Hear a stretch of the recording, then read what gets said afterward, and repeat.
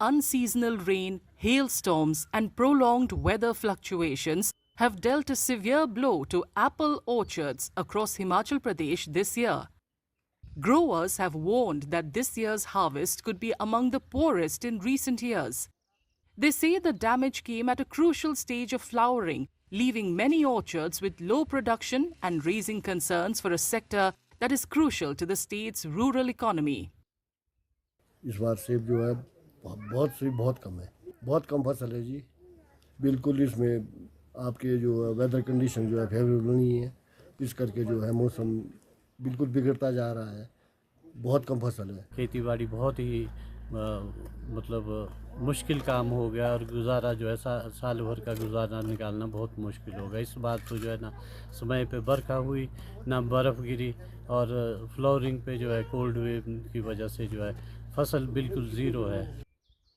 Some farmers say the losses have been compounded by rising cultivation costs, leaving many of them struggling to recover even their basic investment.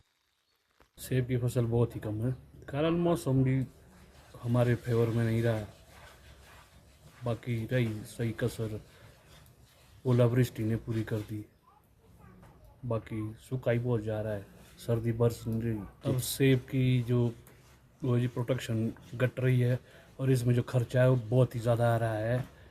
हर चीज़ महंगी हो गई है, दवाइयों से लेकर दूसरी चीज़ें जो भी उपयोगी उपकरण लगते हैं। In response, the state's horticulture department is expanding the supply of high-quality saplings, which officials say are better suited to withstand changing climatic conditions and improve long-term productivity. हम सभी जानते हैं कि हिमाचल प्रदेश को फल राज्य के नाम से जाना जाता है। तो इस बारी जो एक्सपेक्टेड जो प्रोडक्शन है एप्पल के अंतर्गत, तो वो इस बारी थोड़ा लास्ट ईयर से कम रहेगी। और विभाग इस बारी भी फैदर प्लांट भी तैयार कर रहा है।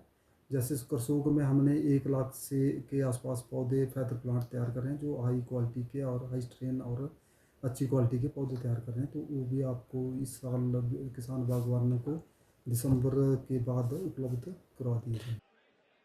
Apple cultivation is the backbone of Himachal Pradesh's horticulture sector, supporting the livelihoods of lakhs of people. But with increasingly erratic weather patterns, growers say the challenge is no longer just producing a good harvest, but also sustaining its long-term viability.